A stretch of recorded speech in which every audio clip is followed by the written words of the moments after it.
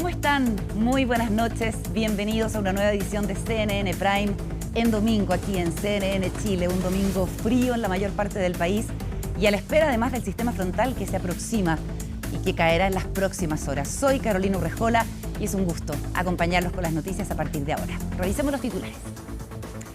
Polémica generaron los dichos de José Antonio Kast, quien apuntó en duros términos al presidente Gabriel Boric, catalogándolo de travesti político. Desde el Partido Republicano defendieron las palabras del ex candidato presidencial, mientras que en el oficialismo calificaron sus dichos como inapropiados y cobardes. En Chile Vamos indicaron que a pesar de tener razón Kast, no es la forma.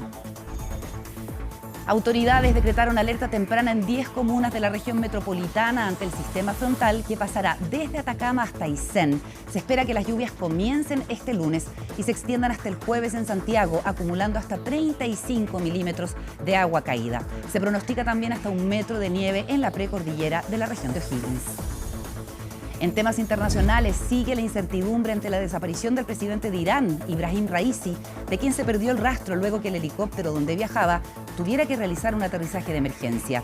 A través de un comunicado, Hamás expresó gran preocupación y entregaron toda su solidaridad al pueblo iraní. Y en el deporte, Nicolás Jarry subió 7 puestos en el ranking ATP y pasó de ubicarse en el lugar 24 a convertirse en el número 17 del mundo. Esto luego de llegar a la final del Masters 1000 de Roma, donde pese a perder contra el alemán Alexander Zverev, su desempeño en el torneo fue uno de los mejores de su carrera. Todo eso y más aquí en CNN Prime.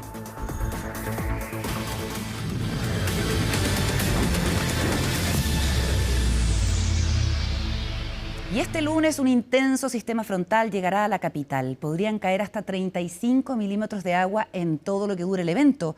Ante esto, Senapred mantiene en alerta temprana preventiva a 10 comunas de la región metropolitana. Los detalles en el informe de Daniela González. Mire, tanta lluvia tendré que ponerme paraguas, traje especial, porque la lluvia cuando llueve, llueve. Y como Enrique, muchos se preparan para la lluvia en la capital. Para algunos no es problema que caiga agua, pero este sistema frontal también vendrá acompañado de mucho frío. En este tiempo hay que abrigarse bastante, más para los pequeños, para ellos.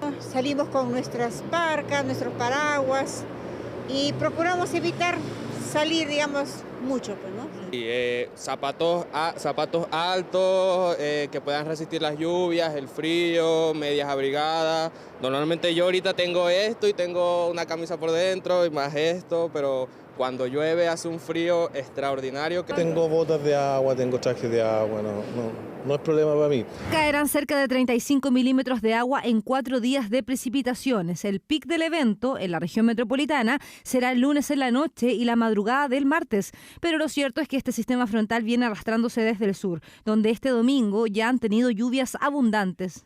Recordemos que hay 2 avisos vigentes de la Dirección Meteorológica de Chile, donde hablamos de precipitaciones principalmente en los sectores cordilleranos y precordilleranos que van a afectar las regiones metropolitanas, la región de O'Higgins, la región del Maule, los sectores precordilleranos. Y en cordillera, en el total de este evento, podríamos incluso tener hasta 1 metro de nieve. Pero no debería caer nieve en la zona de los valles. Será solo en la cordillera, aunque no deja de preocupar. La isoterma al comenzar este sistema frontal será de 3.200 metros sobre el nivel del mar, pero rápidamente bajará a 2.500. Eso significa que hará mucho frío.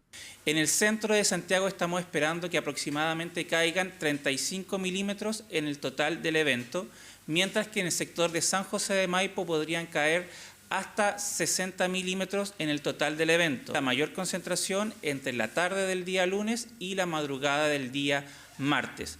Durante la tarde del día martes y gran parte del día miércoles estamos esperando que continúen las precipitaciones, especialmente en los sectores precordilleranos y cordilleranos. En la región metropolitana deberían persistir las precipitaciones, pero ya de una manera más débil. Entre el martes y el miércoles solo caerían 5 milímetros de agua, lo que será poco en comparación al lunes y la madrugada del martes. Y es que el sistema frontal tendrá un segundo pulso menos intenso desde la mitad de la semana. La probabilidad del evento completo, digamos, de la semana, contando estos 2 pulsos, sería entre lunes y jueves. ¿ya? Pero tendremos en algunos días momentos donde no va a llover, ¿ya? Sobre todo, por ejemplo, de martes a miércoles, porque llega este segundo pulso, así que tendremos ahí un momento de descanso. También incluso podrían haber quiebres y que se vea el sol y las personas puedan pensar que esto ya no va a pasar nada, pero podría llegar algo más porque este sistema que llega el miércoles, nosotros quedaríamos y Santiago como el límite inferior de este evento. Por lo tanto, es probable que continúe lloviendo. Pero yo diría que lo más intenso va a ser entre el lunes y el martes en la región metropolitana. Así las cosas, la lluvia llegará de manera abundante a la zona central y con un río atmosférico, aunque en categoría baja. Un río atmosférico es un sector de la atmósfera que viene con mucha humedad. Normalmente proviene desde el trópico, el sector ecuatorial, oceánico ecuatorial, en que hay mucha humedad por la alta evaporación. Oportunidad, efectivamente, tenemos un río atmosférico, va a llegar aire desde el sector tropical cargado con humedad, pero no es tan intenso. Pero de todos modos esperamos, sí, por sobre todo en Santiago y en los sectores cordilleranos, una gran cantidad de humedad que se transforme de agua en estado gaseoso, se transforme en estado líquido y en estado sólido y deje caer precipitaciones desde la región de Coquimbo, prácticamente cordillera, hasta el sur, hasta la región de Aysén. Por eso usted recuerde ya comenzar a sacar el paraguas, la ropa impermeable y las botas de agua, porque serán varios días de lluvia en la zona central y siempre es mejor prevenir a pillarse con el agua de improviso. En noticias políticas, a una semana de iniciadas las campañas para las elecciones primarias municipales, los precandidatos se han desplegado por las comunas que tendrán este tipo de proceso el próximo 9 de junio. En el caso de la Florida, son 9 los competidores que buscan quedarse con el sillón edilicio que hoy ocupa el alcalde Rodolfo Carter, una batalla que no ha sido del todo amigable en el sector que representa el ex gremialista. Colomba Eichholz nos entrega los detalles. 9 son los precandidatos que buscan superar las elecciones primarias en la Florida y aspiran a que su nombre esté en la papeleta final del 27 de octubre. Todos buscarán suceder en el sillón municipal al actual alcalde Rodolfo Carter, quien no podrá competir, sin embargo ya tiene un favorito en esta carrera. Yo apoyo a Daniel Reyes, que ha trabajado conmigo desde hace más de 10 años, es un profesional joven de la Florida que me da toda la confianza y es mi candidato, es mi único candidato en primaria. El pasado 10 de mayo comenzaron las campañas para las primarias del próximo 9 de junio. Desde entonces, los floridanos han visto, por ejemplo, a través de las redes sociales, cómo el alcalde Carter busca reafirmar la opción del independiente cercano a la UDI, Daniel Reyes, quien comenzó sus labores en la comuna el año 2011 y, según él, busca dar continuidad a las iniciativas que han sido emblemáticas en la actual administración. Han sido 12 años trabajando conjunto con el alcalde Carter, siendo parte de la gestión y por supuesto que contar con él, con el apoyo de él, no solo una responsabilidad, sino también es un desafío a continuar lo que se hemos hecho en la comuna y por supuesto seguir profundizando algunas iniciativas que son emblemáticas, principalmente en materia de seguridad. Eje central de todas las precandidaturas a alcalde de la comuna, las que se han desplegado en el sector de Chile Vamos, sin el apoyo del abogado y político que ocupa el sillón edilicio desde 2011, lo que ha generado roces en el conglomerado que propone a 4 opciones para la papeleta, 2 precandidatos independientes, uno de Renovación Nacional y una actual concejala de la UDI, Alejandra Parra, gremialista cercana al alcalde que por años trabajó codo a codo con el jefe comunal, pero que recientemente su relación se vio reñida por la competencia municipal. Esta es la mesa de mi casa. Acá come mi familia, comen mis amigos. Durante años, Alejandra Parra fue parte de esta mesa. Por eso duele tanto que utilice engañosamente estas y otras imágenes conmigo para hacerle creer a la gente que yo la apoyo en estas primarias. Yo tengo un solo candidato, Daniel Reyes. Entrar en esa polémica, no me quiero referir a eso.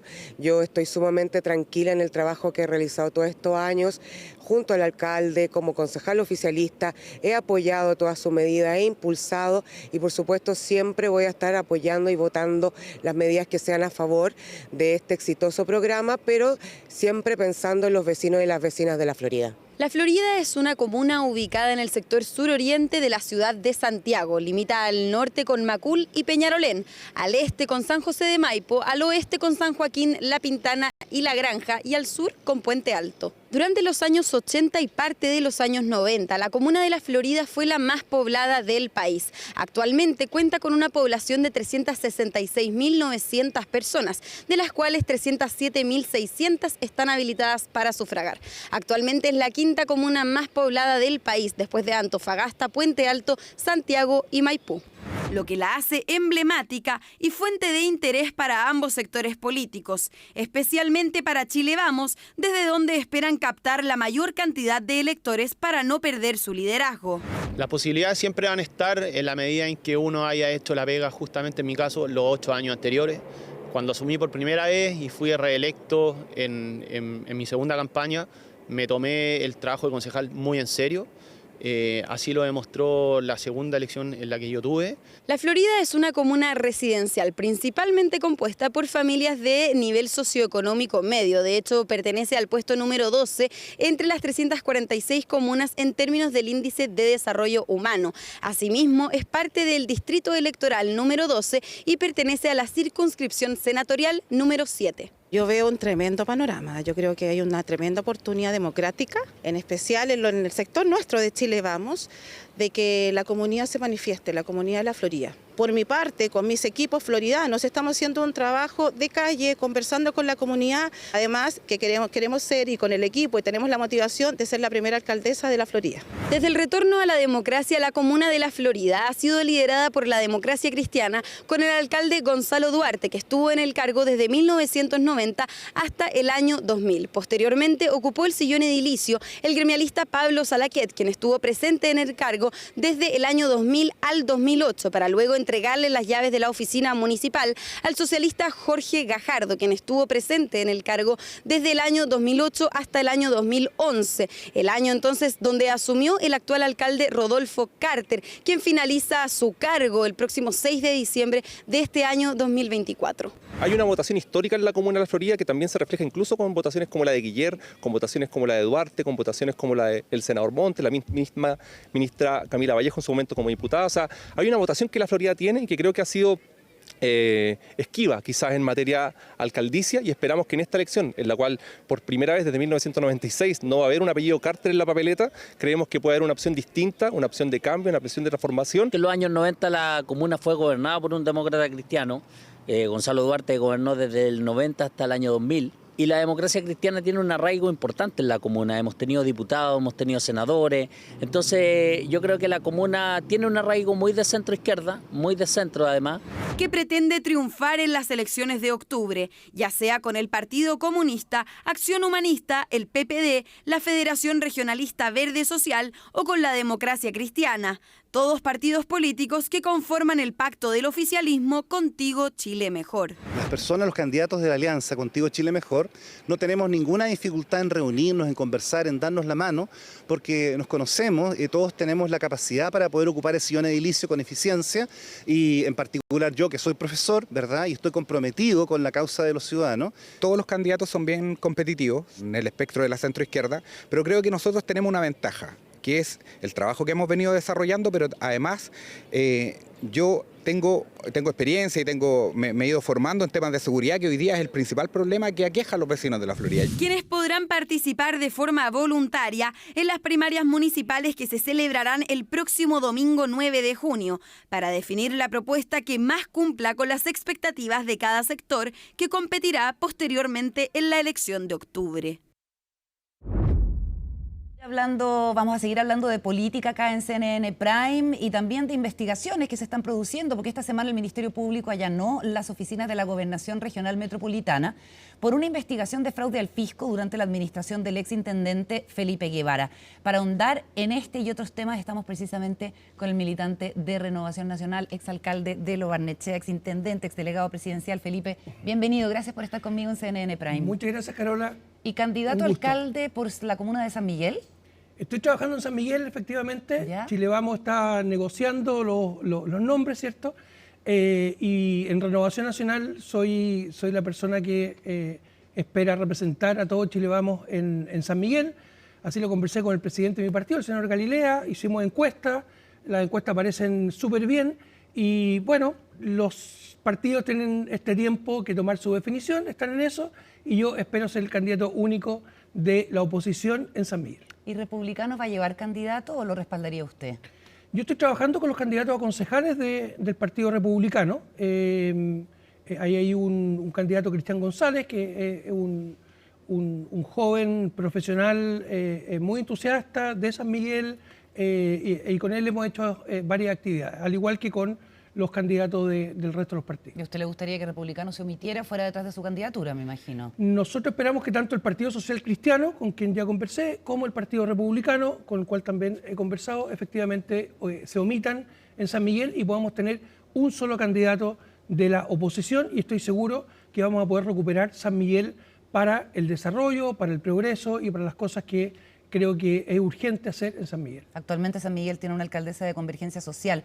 A propósito de republicanos, ¿qué le parecieron las declaraciones en Madrid de José Antonio Kast acusando al presidente de travesti político, de travestismo político?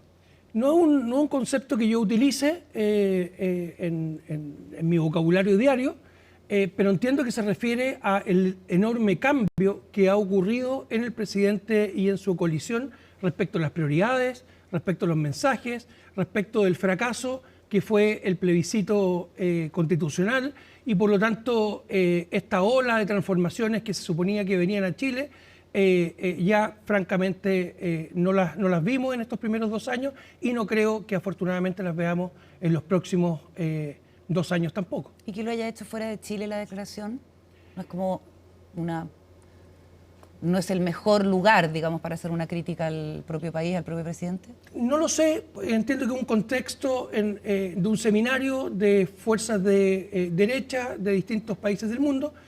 Como le digo, Carola, no es un concepto que yo utilizaría, pero entiendo que se refiere a la enorme transformación luego del fracaso de este gobierno en distintas materias. Vamos a lo que se ha conocido como el caso Zumba Millonaria, que es por el cual personal de Carabineros llega el miércoles pasado a lo que era la Intendencia, lo que es actualmente el Gobierno Regional Metropolitano. Personal del OS7 de Carabineros allanó las dependencias por esta investigación reservada que se está realizando la Fiscalía Metropolitana Oriente por fraude al fisco en 3 proyectos que recibieron casi 500 millones en total cuando usted estaba a cargo de esa repartición. Clases de spinning, clases de zumba, clases de entrenamiento funcional, actividades que no se desarrollaron, según pudo constatar la nueva administración que llegó después, la de Claudio Borrego, y platas que no se devolvieron. ¿Usted asume responsabilidad política por este hecho que implicó una querella del Consejo de Defensa del Estado?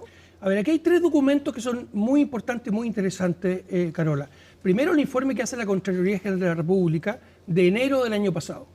Luego de ese informe, ¿cierto? El Consejo de Defensa del Estado se decide querellar contra 4 personas, y luego el gobierno regional se decide querellar contra 3 personas. Primero se querelló el gobierno regional y luego el Consejo de Defensa del Estado, pero da lo mismo. Pero quiero primero aclarar una cosa.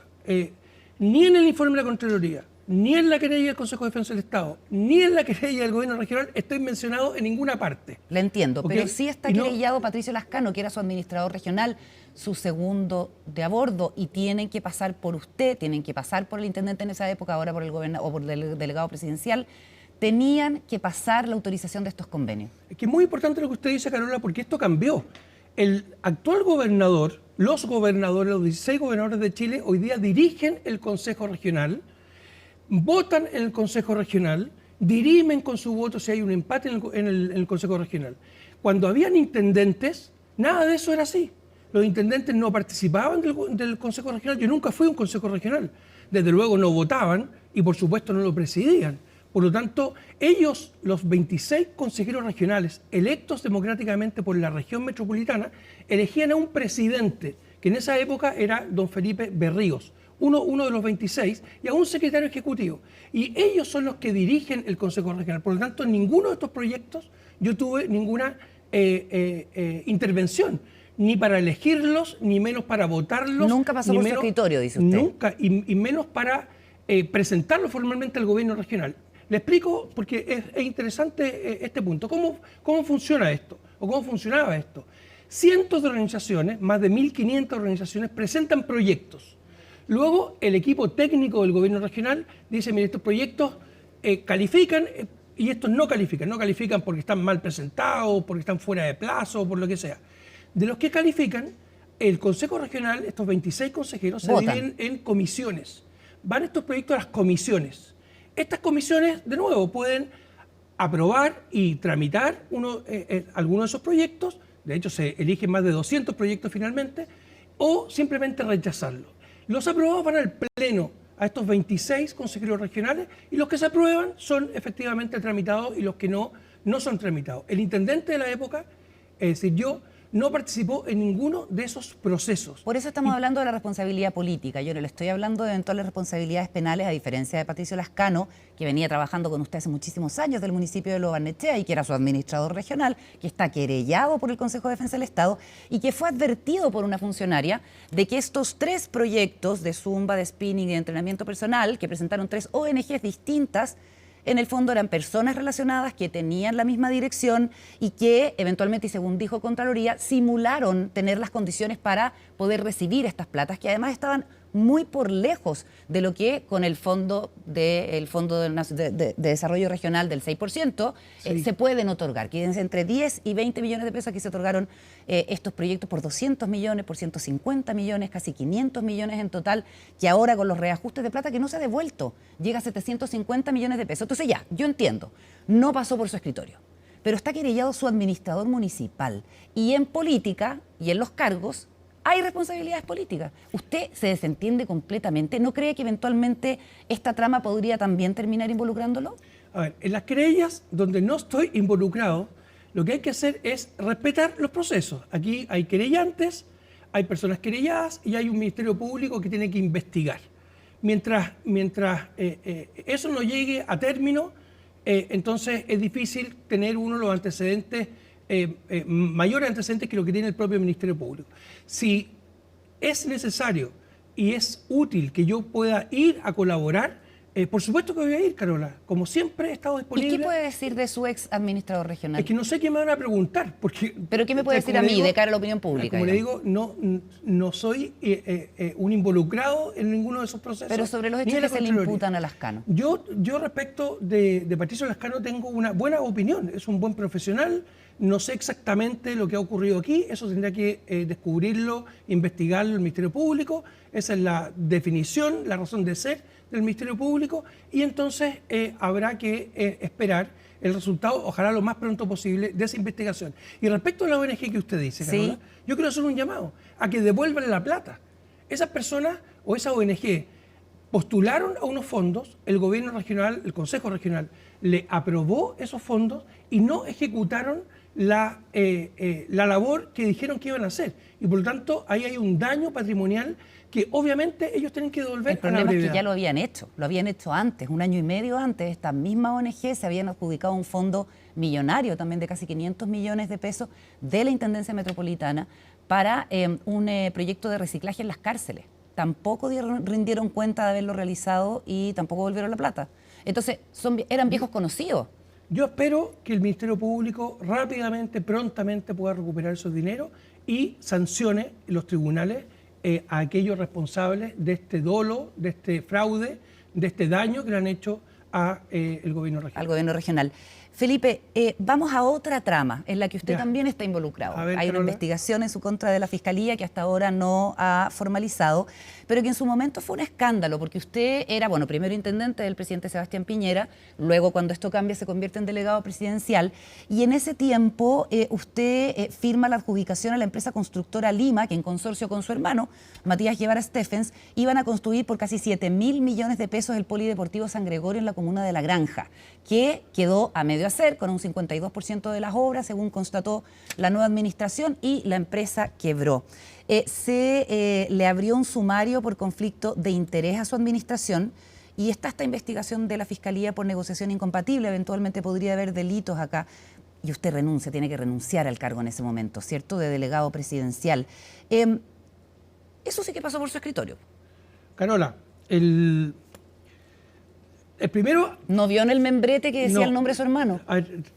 En primer lugar, llama la atención que cada cierto tiempo vengo mencionado en casos donde efectivamente no tengo ninguna relación. Ese proyecto que usted dice, en la comuna de La Granja, fue adjudicado por la exintendenta Carla Rubilar. él fue licitado por la Municipalidad de La Granja. Yo era alcalde de Lo Barnechea en todo este tiempo.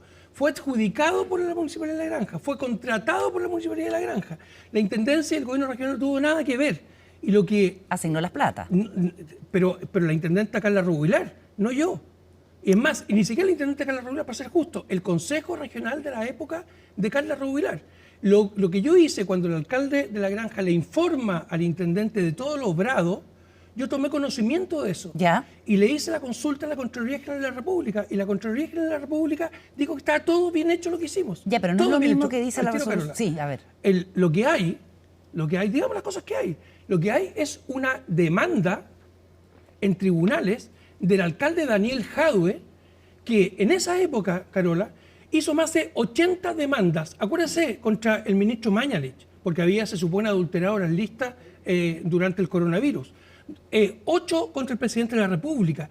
Es un alcalde comunista, obviamente opositor al gobierno nuestro, y que hizo de la acción judicial una acción política. Ok, le entiendo eso. Al tiro, Carola. Eso fue el año 2021.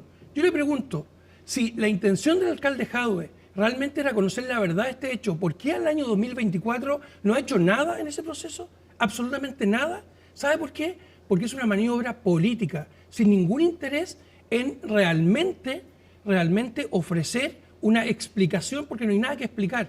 La explicación está, y la tengo aquí, de la Contraloría General de la República. Ya, donde dice yo también la tengo, y en la resolución del Contralor Regional Carlos Frías se ordena instruir la apertura de un proceso disciplinario contra los funcionarios públicos que resulten responsables de una eventual negociación incompatible y otras faltas administrativas de las normas legales que prohíben a los funcionarios públicos tomar parte en materias sobre las que tengan interés personal o involucren a parientes directos. Aquí le están considerando como el funcionario público ad hoc a esta investigación. Además, el Contralor Metropolitano deja en claro que era evidente que la autoridad estaba impedida para seguir adelante con este contrato, por lo que debió haberse declarado nulo de inmediato esta adjudicación. Entonces, hay dos versiones de la Contraloría, dice usted. No, porque la Contraloría hace ese informe, nosotros le respondemos con todos los hechos muy concretos y emite este segundo informe que está firmado por el Contralor. No ya el regional, sino que el Contralor General de la República.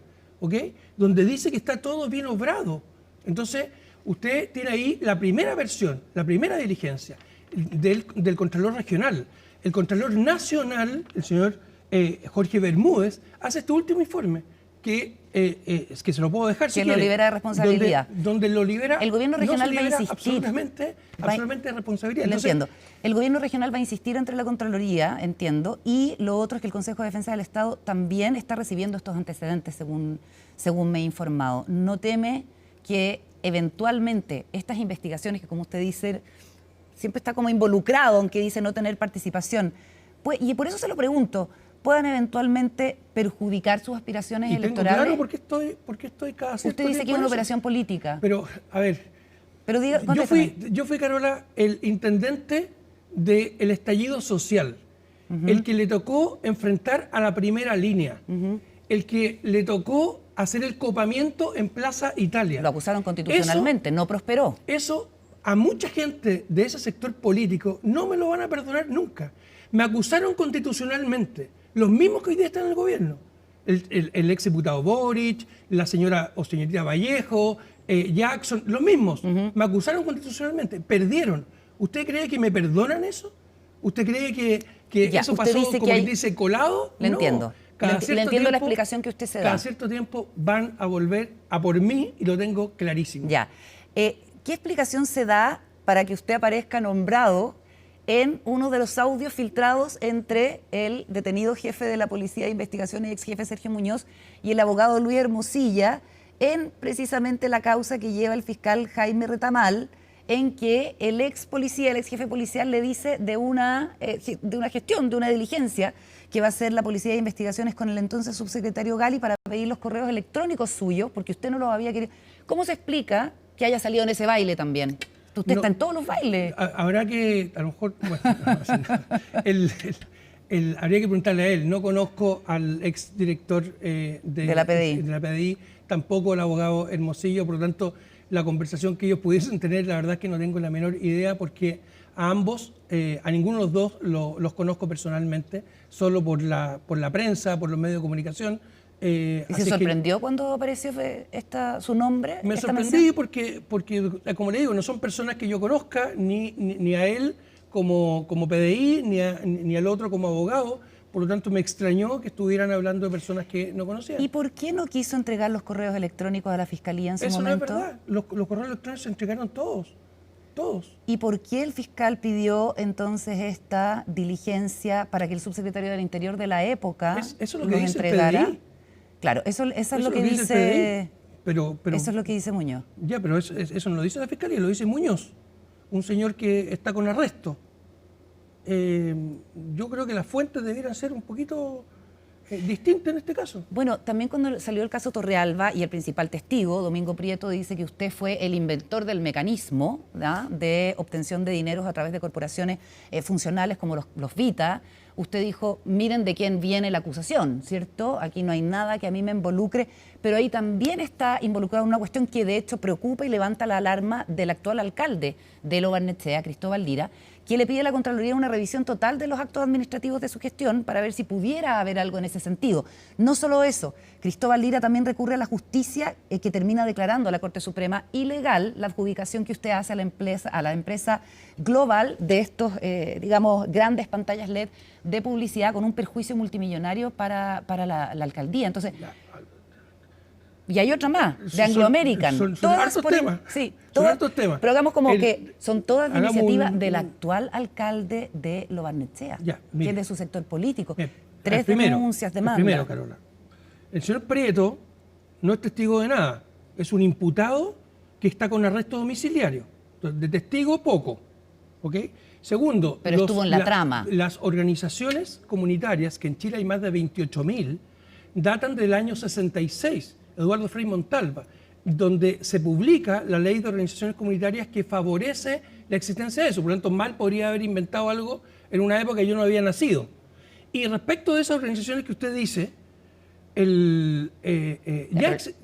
ya existían antes de Torrealba. Si eso es lo curioso. Ya, una cosa es la existencia y otra cosa es el mecanismo en que a través de esas organizaciones que eran como autónomas del municipio, las platas que entraban, parte de esas platas, según la investigación, se iban al bolsillo del alcalde. Carola, es tan falso que en ese proceso que yo he seguido detenidamente, está involucrado la Fiscalía, el Consejo de Defensa del Estado, la Municipalidad de Vitacura, la Contraloría General de la República, todos ellos.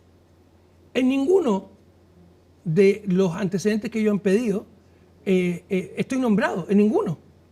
No he sido llamado a declarar como testigo siquiera de nada. Han cientos de personas declaradas como testigos. Entonces, de nuevo, ¿cómo la fuente va a ser una persona que está imputada? Y no consideramos que la Fiscalía por algo no nos involucra, la Contraloría no nos involucra, la Municipalidad de Vitacura, que es la perjudicada, se supone, no nos involucra, el Consejo de Defensa del Estado tampoco. Por ahora. Pero ¿qué pasa si usted se convierte en candidato? Hagamos ficción. Se convierte en el candidato único de Chile Vamos, obtiene el apoyo de los republicanos para disputar el sillón alcaldicio de San Miguel y avanzan estas investigaciones y eso eventualmente lo citan, lo llaman. ¿No siente que está en una posición delicada con tantas investigaciones abiertas como para postularse a un cargo de alcalde? Carola, pero ojo, ¿cuáles investigaciones abiertas? Yo no tengo ninguna investigación La de la abierta. Fiscalía por el caso Lima. No, ¿El fiscal sigue investigando? Ahí no hay nada abierto. Lo de Vitacura no tengo nada que ver y las demás cosas que usted ha mencionado tampoco. Entonces, oiga, dígame esto. Y le insisto, si fuese citado yo a declarar como testigo, por supuesto que voy a ir. Global Media. Hace 30 años que estoy en el sector público, en el servicio público. Sé de esto. ¿Y quién más que uno, con la experiencia que tiene, quiere ir a colaborar para explicar, para aportar, para ayudar en lo que pueda, para enclarecer todos estos Está bien. hechos? Así Usted que feliz dice, iría a declarar. no tengo responsabilidad en ninguna de estas cosas que se me imputan. Dos preguntas cortitas. Fue condenado por la Corte Suprema por haber entregado, o sea, la Corte Suprema ratificó que usted otorgó un permiso ilegal a la empresa Global Media para, digamos, explotar estos espacios comerciales en espacios públicos de la comuna de Lo Barnechea. Eso es una cosa. No. ¿Pero cómo? Dele con los segundos. La Corte Suprema efectivamente ratificó que esta empresa había obtenido por trato directo. De hecho, quienes se querellaron fueron la empresa JD Cadó, que había hecho antes la presentación. Pero o es trato directo o es licitación. No pueden ser las dos cosas. Entonces, ¿usted está hablando de un trato directo o una licitación? No, yo estoy hablando de lo que pasó en los hechos en que Global Vía se adjudica esto cuando antes la presentación la había hecho JD Cadó, que por algo recurre, y el propio Cristóbal Lira. Esta denuncia la hace una concejala y luego pide la ampliación el alcalde. ¿Tengo alguna sanción o alguna investigación respecto a ese tema? La Corte Suprema ratificó que usted otorgó un permiso ilegal a esa empresa para publicidad en 70 puntos de bien nacional de uso público. ¿Eso es mentira o es verdad? ¿Eso es mentira o es verdad? No es verdad, Carola. La Corte Suprema, la Corte Suprema no ratificó que usted otorgó un permiso ilegal a esa empresa. Carola, cuando la Corte Suprema, con cualquier tribunal, con mayor razón la Corte Suprema, cuando dicta una sentencia, un fallo, sanciona a alguien si ha cometido algún ilícito. ¿Tengo alguna sanción, Carola? No tengo ninguna. Entonces, ¿cómo se condice esto? ¿Qué piensa usted? Para eso están los tribunales, para sancionar o para absolver. No hay ninguna sanción. Ninguna sanción. Pero se determinó que había sido ilegal el permiso otorgado. Independiente de que no haya... Es que ¿sabe qué pasa? Que una cosa... Está bien, una cosa son los fallos judiciales, las sanciones, etcétera, y otra cosa la eventual responsabilidad política que tiene que tener por la que debe responder una persona que está a cargo de un municipio, de una intendencia. Y me da la impresión de que usted no asume ninguna responsabilidad política. ¿Qué cree usted que pensará el electorado de San Miguel respecto de esa actitud? Carola, si hay alguna responsabilidad política que asumir, no tengo problema en asumirla. ¿La asume en el caso Zumba Millonaria? Pero es que las responsabilidades políticas siguen a responsabilidades administrativas. Si usted no tiene ninguna responsabilidad administrativa, ¿por qué va a asumir una responsabilidad política? Yo le voy a decir, mire, más allá de lo que diga tribunales o la Contraloría, que es la que sanciona los actos administrativos, hay una responsabilidad también política y respecto de los ciudadanos en que se le otorguen 500 millones de pesos a 3 ONG Carola, que no realizan lo que dijeron que iban a realizar. Y por eso yo hago un llamado. No se necesita un fallo para que usted como autoridad... Y por eso hago un llamado a esas ONG irresponsables, que se las puedo nombrar, para que devuelvan los dineros. Ese es el llamado que estoy haciendo. Entonces, si yo fuese sancionado, si fuese multado, siquiera, estoy disponible para, no solamente para cumplir la sanción, sino para pedir la disculpa del caso, en primer lugar, con toda humildad, y en segundo lugar, para asumir las responsabilidades políticas. Pero si no tengo ninguna sanción, porque no soy culpable de ninguna de esas cosas, ¿por qué tengo que asumir yo alguna disculpa o alguna responsabilidad política? Porque estaba a cargo. Es que de eso yo no estaba a cargo, pues, Carola. Pero era la cabeza de la intendencia. Pero ya, le entiendo el punto. Vamos a ver si se devuelve la plata. El Consejo Regional no lo integraba el intendente. Le entiendo no esa votaba explicación. ni nada por el estilo. Oiga, aprovechemos porque en el sitio web de CNN, cnnchile.com, que está muy renovado y remozado, ahí está el diputado Jorge Alessandri ante la posibilidad de una candidatura suya. Una persona que está siendo investigada no debiera ser candidata.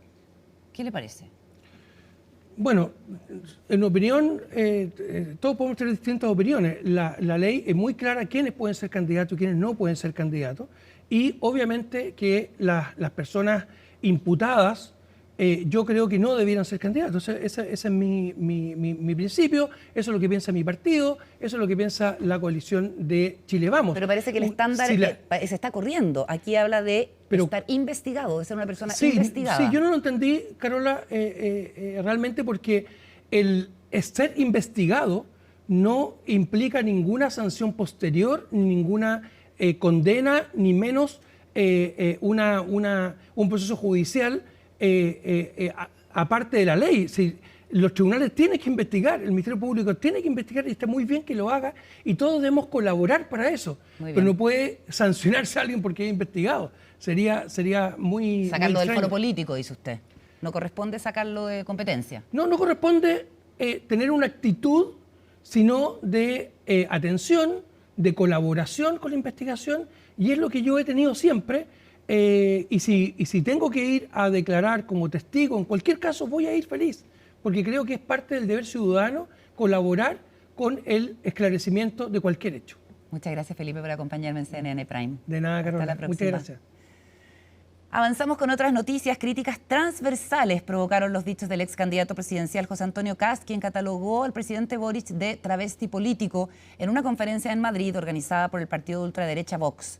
Dichos que fueron respaldados en el Partido Republicano. Los detalles en la nota de Francisca Cárdenas. Lamentablemente, al día de hoy, está gobernado por un presidente woke. No es la primera. Quiero decir que hoy en Chile nos gobierna un travesti político. Sino una de las tantas ocasiones en que el líder del Partido Republicano, José Antonio Kast, arremete en contra del presidente Gabriel Boric, esta vez en Madrid, España. Un travesti político que hace un par de años estaba en las calles encarando, insultando a militares y policías. Y hoy, como presidente, se arrodilla frente a las viudas de los policías que han asesinado durante su gobierno, que prometió que bajo su gobierno Chile sería la tumba del neoliberalismo. Y ahora, como presidente nos pretende dar cátedra de crecimiento económico. Palabras en medio de su intervención en una cumbre organizada por el partido Vox, opositor a Pedro Sánchez, que convocó a figuras políticas de extrema derecha y a la que asistió incluso el presidente de Argentina, Javier Milei. Ir a otro país a hablar mal de tu país no es de patriotas, es de cobardes. Creo que él debe retractarse de sus dichos, pedir disculpas públicas. Me gustaría que, si es que él va a otro país, hable del litio, hable de la educación pública, hable del hidrógeno verde. Yo creo que Kast está muy preocupado de que Evelyn Matei esté levantando su candidatura y pretende, insultando al presidente, probablemente aumentar su aprobación. Críticas transversales que apuntan al tono que utilizó el ex candidato presidencial, más allá del mensaje, dicen algunos, es la forma. No me parece, no concuerdo. No me parece, yo creo que hay que cuidar no solamente el fondo, que yo probablemente tengo bastante más sintonía que con las ideas políticas de José Antonio Kast, pero en la forma me parece que eso se aparta de lo que tiene que ser el debate político en nuestro país. Independientemente de que haya discrepancias en la visión política, también hay formas que son más prudentes de referirse especialmente al presidente que es democráticamente electo. Algunos expertos plantean que la postura de Kast es una forma de fijar un electorado de cara a lo que serán las próximas elecciones presidenciales y para diferenciarse de Evelyn Matei. Su estrategia apunta a disputar el electorado muy anticipadamente de la derecha o de la oposición a Evelyn Matei. El cavar una trinchera en donde estén identificados los que piensan como él y buscando conectar emocionalmente justamente con esos electores. Una visión que es respaldada en el Partido Republicano, pese a la condena de diversos actores políticos. Lo que hace José Antonio Kast en su discurso es visibilizar una de las principales estrategias que ha tenido la izquierda en nuestro país. Hacernos creer que dejaron atrás sus motivaciones ideológicas, luego piden perdón por haber actuado de la manera que lo hicieron, y una vez que el mundo político los perdona, consiguen que algunos buenistas les apoyen sus pésimas reformas. La visita de Kast a Madrid se dio en medio de manifestaciones. Y José Antonio Kast de Chile. De quienes están en contra de la extrema derecha en España y también del presidente de Argentina, Javier Milei. Tras la denuncia por la eliminación de listas de espera en el Hospital Sotero del Río, el Ministerio de Salud entregó antecedentes a la PDI en el contexto de la investigación que indaga si existen responsabilidades penales en el hecho. Los detalles en la nota de Magdalena Fuenzalida.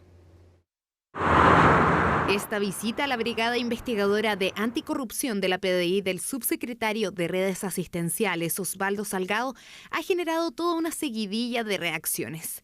La Autoridad de Salud entregó antecedentes en el marco de la investigación penal por la eliminación de más de 323.000 interconsultas en el Hospital Sotero del Río. Hemos puesto a disposición de toda la información que consta en el Ministerio de Salud y hemos manifestado nuestra intención, nuestro interés de seguir colaborando con la investigación, la que esperamos dé cuenta a la mayor brevedad posible de los hechos y podamos tomar las medidas que correspondan. Según información preliminar, el hospital habría eliminado más de 323.000 interconsultas de un total de más de 364.000 de la lista de espera, donde más de la mitad fueron removidas de manera masiva en un solo día. Hasta la fecha, según los cálculos del Ministerio, las personas potencialmente afectadas son cerca de 20.000. Además de la investigación penal, también se abre el camino de una comisión investigadora. Estamos citando a la Comisión de Salud al regreso de la semana distrital para poder recabar de las propias autoridades del Ministerio de Salud, del propio hospital, la real situación de esto, que de ser efectivo es gravísimo. Estamos hablando de la eliminación de listas que no significan solamente un tema de números, significan un tema de salud. Estamos preparando una comisión especial investigadora para determinar la situación de las listas de espera en nuestro país e incluyendo la situación que lamentablemente se ha vivido de la eliminación por vía administrativa de más de 300.000 interconsultas. Esta es una situación que requiere una investigación en los distintos planos, no solamente administrativa. Polémica que ha generado críticas respecto a la realidad de las listas de espera. Que la renuncia del director probablemente no sea la solución. Sabemos que aquí hay miles de personas afectadas. Piensen lo que es estar por años esperando un llamado y que ese llamado no vaya a llegar. Me parece que esto pone el énfasis en una tarea que debe ser prioritaria para el Ministerio de Salud. Cuando el gobierno del presidente Boric prometió eliminar y terminar las listas de espera, nos imaginamos que lo haría a través de la atención clínica de los pacientes. Pero no hemos enterado que han existido eliminación masiva de personas que estaban esperando una atención de forma urgente. Necesitamos que esto se investigue y que existan las responsabilidades penales y administrativas de todos aquellos responsables, porque con la salud de los chilenos no se especula y no se juega. El Ministerio de Salud habría tomado conocimiento de este hecho en febrero de este año por parte del Servicio de Salud, por lo que se solicitó un sumario. Aún así, surge la duda desde algunos sectores respecto a los controles internos del Ministerio. ¿Qué sucedió por dentro, siendo algo tan dramático y frágil como una lista de espera que hoy día alcanza en total a más de 2,5 millones de chilenos? Eso es lo que llama poderosamente la atención y hace perder la confianza a la ciudadanía en que la autoridad está regulando correctamente una situación tan difícil y tan vulnerable como estar en una lista de espera. Aquí hay una responsabilidad del Ministerio de Salud que tiene que asumirse para dar garantías de que en todos los hospitales de Chile esta situación no se esté dando.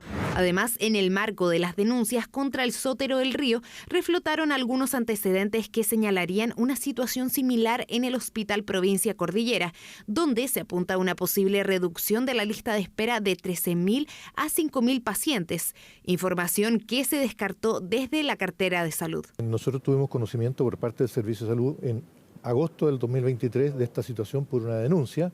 Se hizo una auditoría y esa auditoría demostró que no había irregularidades en el manejo de la lista de espera.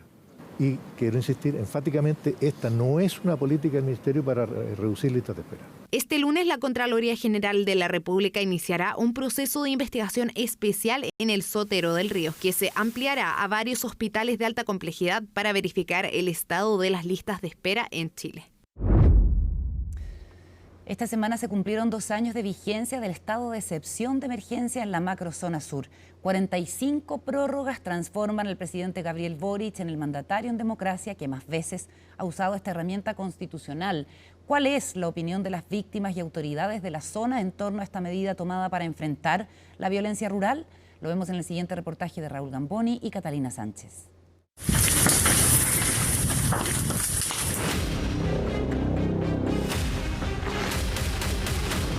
Nos acaban de atacar, un disparo.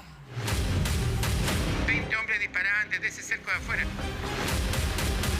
La casa se puede salvar, pero rápido. Cuesta explicarle a la familia, a los niños, por qué hay carabineros. Evidentemente para ellos no es cómodo estar en el campo, nunca debieran estar ahí, digamos. Nosotros llevamos hace 22 años ya con protección policial permanente. Y yo sé que a cualquier hora Carabineros va a estar presente en el campo y que van a llegar. Anoche atacaron y llegaron en 5 minutos a cuidar a mi papá, pero no así con el tema de los militares, que ha sido, como digo, deficiente. Yo sé que me van a criticar probablemente por decir esto, pero es lo que yo siento, es lo que yo veo. Yo circulo a veces en la noche en los caminos cercanos a Coyipulli y no veo ninguna presencia de militares. En el día sí, pero en el día y por la carretera, créeme que no produce ningún efecto. 2 kilómetros más adentro nos van a disparar y ellos ni se enteran. Tenemos casi 270 o 290 causas. Dentro de ellas abigeato, homicidio frustrado, quemas, intento de robo, hemos tenido emboscadas, yo con mi hija. ¿Qué es lo más complejo que les ha tocado vivir estos años? El que casi me matan a mi marido y el no saber el por qué. Así viven estos chilenos el estado de excepción de emergencia en la macrozona sur, que ya cumplió 2 años vigente, 45 prórrogas solicitadas por el Ejecutivo al Congreso Nacional. Con ello, Gabriel Boric alcanzó el récord de ser el presidente de la República en democracia que más veces ha usado esta herramienta constitucional implementada por su antecesor, el presidente Sebastián Piñera, y la cual levantó al comienzo de su gobierno. Con las últimas horas de un estado de excepción, la macrozona sur ya no tendrá a las fuerzas militares apoyando la seguridad. Pero eso no implica que el gobierno no tenga una preocupación y no tenga la tarea de garantizar la seguridad. No nos vamos a cansar de insistir en el diálogo. Con las distintas instancias habrán algunos grupos que no querrán ese diálogo, pero nosotros iremos buscando y tocando las puertas. Yo creo que este gobierno pensó que dada su cercanía ideológica con quienes lideran estos procesos que al final del día son avalados por actos terroristas, ellos pensaron que desde ese punto de vista iban a poder parlamentar, conversar, llegar a acuerdos. Incluso acuérdense que ellos estaban dispuestos a sentar a la cama a la mesa.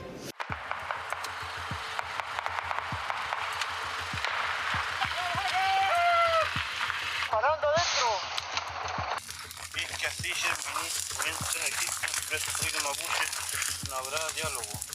Cuando Isquia Siches llegó a Temucuicui y fue sacada a balazos del lugar, claramente este gobierno dijo, no es este el camino. El problema es que no han encontrado el camino y sinceramente dudo que lo encuentren.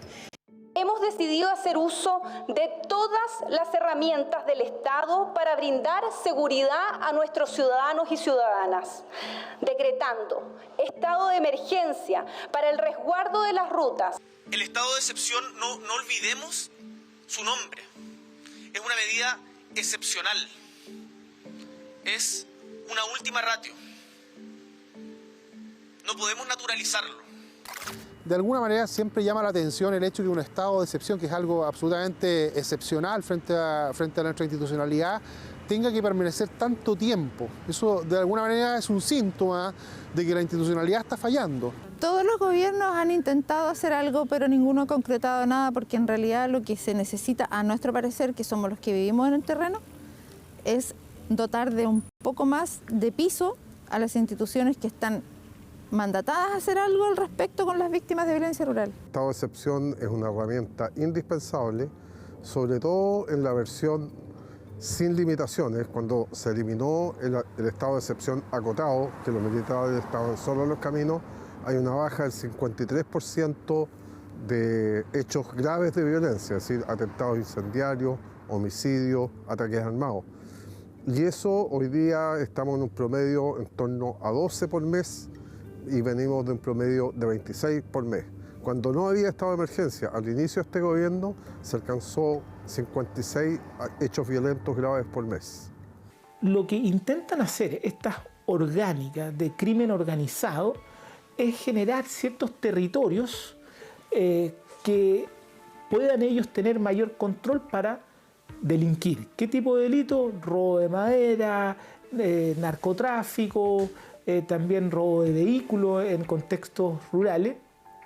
¿Y cómo vamos quitando el espacio al crimen organizado? Bueno, teniendo más presencia del Estado. También las coordinaciones que estamos llevando a cabo con la Cámara Chilena de Construcción, con el objeto de que la inversión privada también llegue a estos sectores rurales para que podamos ir quitando el espacio a la posibilidad de que puedan meterse o intervenir en los territorios el crimen organizado. La medida del toque de queda ha sido una medida muy positiva desde el punto de vista social, y así se ha interpretado, pero también ha sido una medida muy positiva desde el punto de vista de la seguridad de la ciudadanía, y eso es algo que nosotros vamos a mantener. Además, nosotros nos hemos desplegado en las distintas provincias para hablar con los alcaldes, para levantar las necesidades de las comunidades y para poder ir resolviendo los problemas provocados por esta sensación de inseguridad. Y antenoche, mira, me siniestraron 2 vehículos más. Pese a las estadísticas, las víctimas critican la planificación estratégica del estado de excepción de emergencia. Atacaron el predio de mi padre, mi papá estaba solo en el campo, mi papá tiene 80 años. Carabineros, que está apostado en el lugar, defendió, pero tampoco llegó la presencia de militares que están a 1 kilómetro de distancia, ni siquiera se apersonaron en el lugar. Por lo tanto, creo que no han hecho una labor que uno habría esperado. Si usted me pregunta dónde están en estos minutos, yo le puedo decir dónde están apostados, porque siempre es el mismo lugar. Creo que le falta un poquito de inteligencia respecto de cómo tienen que ubicarse, dónde tienen que ubicarse y de quién tienen que controlar. Están en un sector apartado y en una entrada como en Victoria, donde en realidad no sucede nada. Siempre están como en lugares que denominan ellos estratégicos, pero que finalmente a lo mejor, a nuestro parecer, si bien es cierto no es estrategia, es como demorarse más para poder llegar a algo que finalmente ya sucedió. Contra el terrorismo hay que ir con todas las herramientas del Estado y en forma preventiva, no en forma reactiva. Preventiva significa desarticular a estos grupos completamente y para eso hacer allanamientos donde se sabe que operan con los nombres que todos los gobiernos anteriores los conocen y en definitiva desarticular estos grupos. Tomar en serio el tema de las modificaciones a la ley antiterrorista. Una buena ley de inteligencia que no solamente la necesitamos en la Araucanía, sino que es una ley que tiene que ser moderna y es lo que nuestro país necesita en estos tiempos. Aquí, cuando uno habla con las víctimas dicen que saben quiénes son las personas, pero prácticamente estas personas siguen y no están detenidas. Así que, si bien hay un avance, pero creo que hay mucho más por hacer. En el mundo en general, en las legislaciones modernas, las leyes antiterroristas son exitosas en la medida que cuántas bombas se desactivan antes de que exploten. En Chile, para que opere la ley antiterrorista, tiene que explotar la bomba. Yo creo que hay lo que realmente está en deuda en Chile es la clase política, particularmente los parlamentarios, los que hacen las leyes, son ellos los que están en deuda.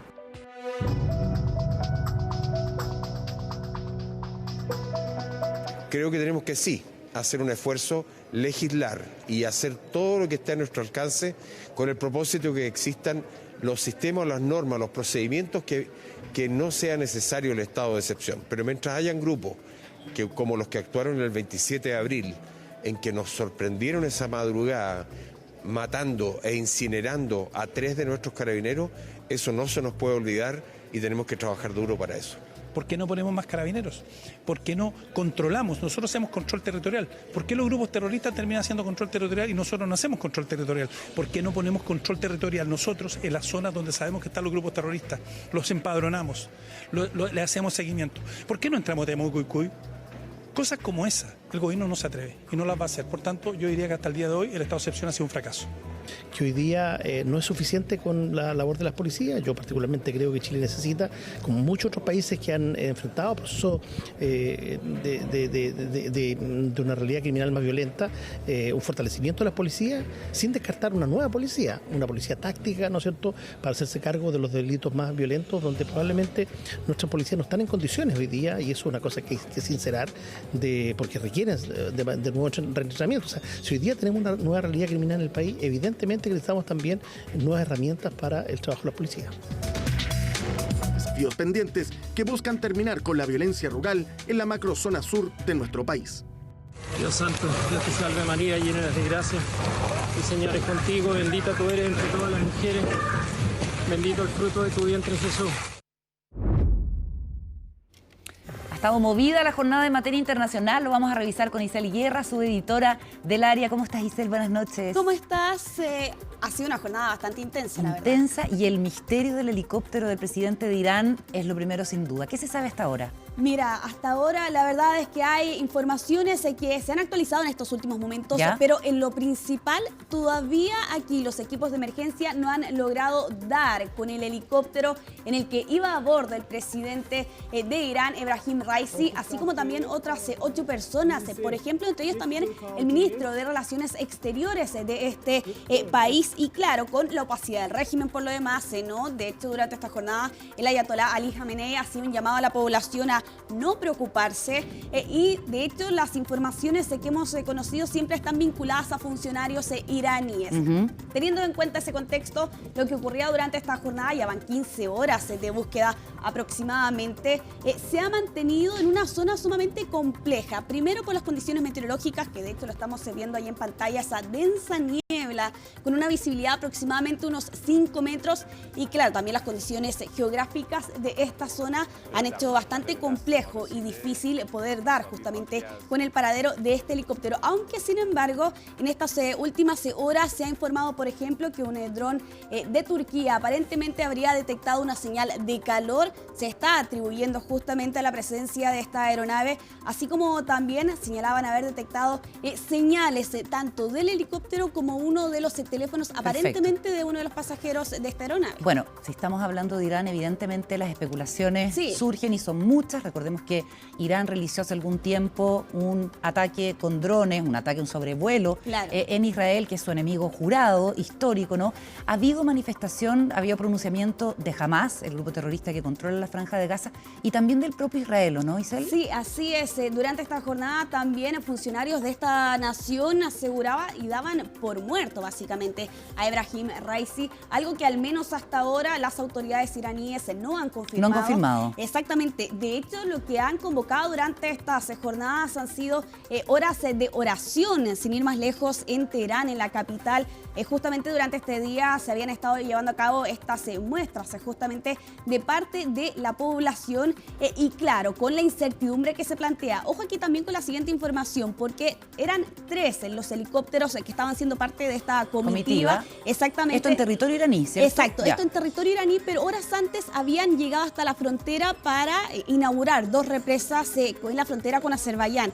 Y ojo aquí también con esta información de estos 3 helicópteros, porque 2 de ellos logran aterrizar en perfecto estado donde tienen que llegar. Y claro, eso al menos hasta estas horas desde el lado occidente ha generado una serie de dudas y suspicacias también, porque pese a las condiciones meteorológicas, estas 2 aeronaves sí lograron aterrizar y esta no. ¿Y qué dijo Hamas en su declaración? Porque recordemos que Irán financia al grupo terrorista. Sí, exactamente. Hay que recordar aquí que ellos son todos parte de este eje de la resistencia, como se han autodenominado. Están incluidos también, por ejemplo, los hutíes de Yemen, justamente. Y de hecho, Israel en más de una oportunidad ha también entregado una cierta responsabilidad, ¿no?, en medio de este ataque de este 7 de octubre. Y aquí lo que ha señalado Hamas es que justamente esperan y han estado orando justamente por la salud del presidente de esta nación, teniendo en cuenta evidentemente los vínculos que existen entre este grupo y también este régimen. Pero no le echan la culpa a Israel,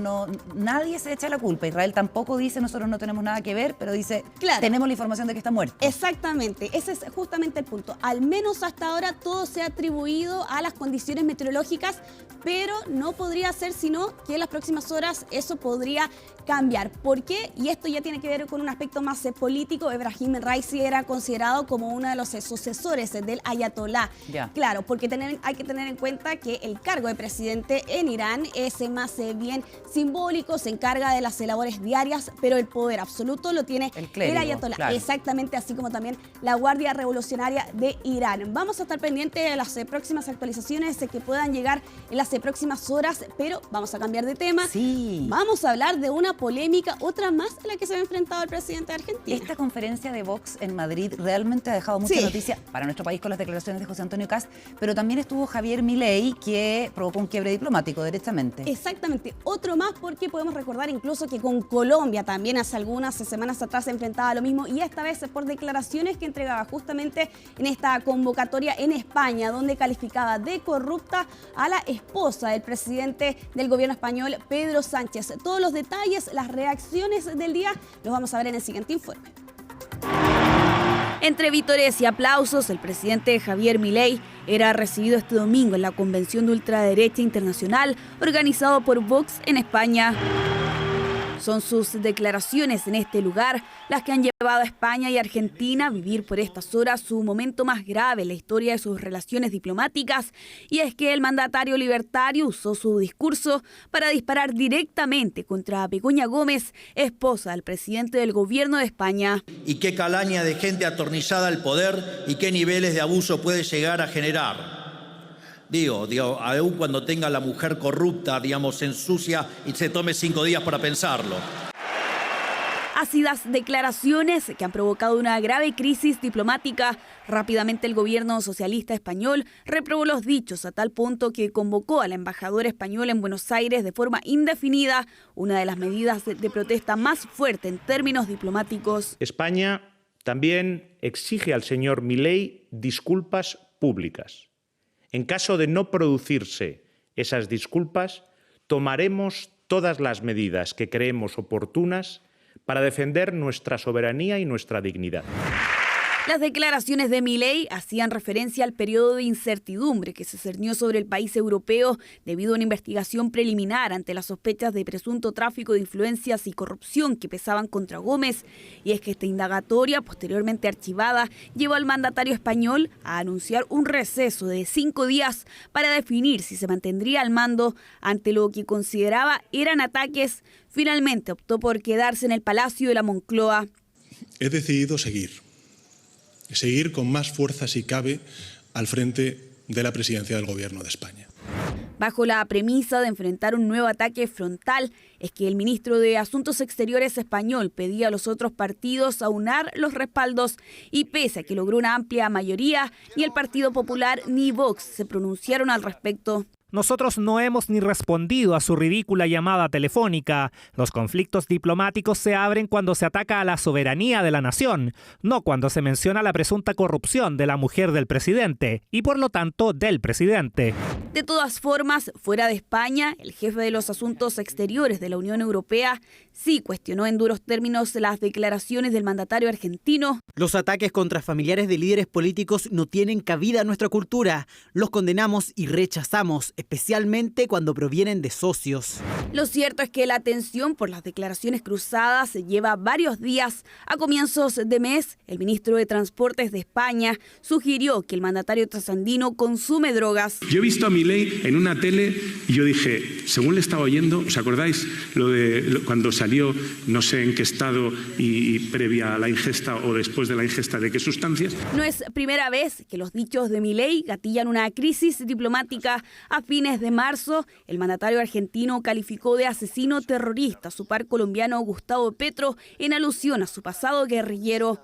Algo similar, dijo meses antes. De todas formas, las declaraciones como estas son variadas. El Papa, sí, lo voy a decir de frente, es el representante del maligno en la tierra. ¿Gustavo Petro? Un comunista asesino que está hundiendo a Colombia. Creo que un ignorante como López Obrador hable mal de mí me enaltece. El viaje a España ha tenido de todo, desde protestas en su contra, ¡Ley, basura, oso, la dictadura!, hasta denuncias por presunto uso de fondos públicos con fines privados, y ahora una crisis diplomática que tiene enfrentados a los mandatarios de Argentina y España en un tenso pulso. La frase que seleccionaste, Isel, de Javier Milei, ¿cuál más polémica que sí, cuál? Y ahora el tono se endurece en la relación bilateral de dos países importantes, España y Argentina, y el ministro de Transporte diciendo esas cosas. Sí, exactamente. Todo y mal.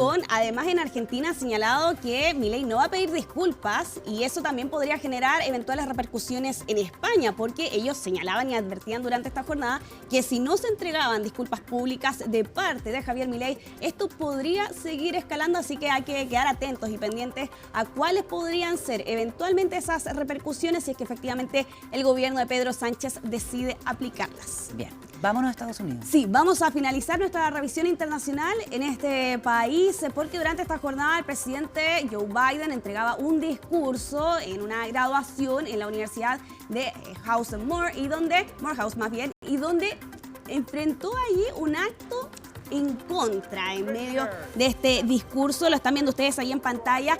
Estudiantes, alumnos de esta universidad de Morehouse que le dieron la espalda al presidente de Estados Unidos en pleno discurso. Y no solo eso, Carola, no solo giraron las sillas, sino que algunos de ellos alzaron brevemente la bandera palestina, otra persona levantó el puño también, en medio de lo que es interpretado evidentemente el rechazo a la postura que ha adoptado el presidente de Estados Unidos, teniendo en cuenta las manifestaciones y las protestas universitarias que se han visto ya este último mes, ¿no? Que comenzaban en la Universidad de Columbia y rápidamente se extendían por el país norteamericano e incluso cruzaban el Atlántico y llegaban hasta Europa. Y también reivindicación del movimiento Black Lives Matter, ¿no? Sí, exactamente. Y de hecho lo estamos viendo justamente en esa imagen que da cuenta, ¿no? De esos momentos de tensión, podrían calificar algunos, que se vio durante esta jornada en medio de este discurso de graduación que estaba pronunciando el presidente de Estados Unidos, donde señalaba que, por ejemplo, efectivamente es una crisis humanitaria y que por eso él ha pedido un alto al fuego inmediato y que además reconocía a Biden, sé que esto enoja y frustra a muchos de ustedes, incluso a mi familia, señalaba en este discurso el presidente norteamericano, que ha sido sumamente cuestionado por el rol que ha tenido Estados Unidos, en particular su gobierno, ¿no? En medio de este conflicto. Su apoyo a Israel. Y a una protesta silenciosa, sin gritos, pero súper simbólica y muy fuerte, tratándose del presidente de Estados Unidos, que además es un presidente en campaña. Exactamente, y con esa imagen, ¿no? Que queda justamente de esta jornada de cara, como tú bien señalas, a las elecciones y cómo el voto juvenil demócrata podría perjudicar o no al presidente norteamericano. Muchas gracias, Giselle. Buenas noches. Un gusto. Que esté muy bien. Nos vemos. Nos vamos a la pausa en CNN Prime. Al regreso, Rodrigo Herrera con todos los detalles del partido entre Colo-Colo y Palestino. Y, por cierto, la participación de Nicolás Jarry en la final del Masters de Roma. Vamos y volvemos.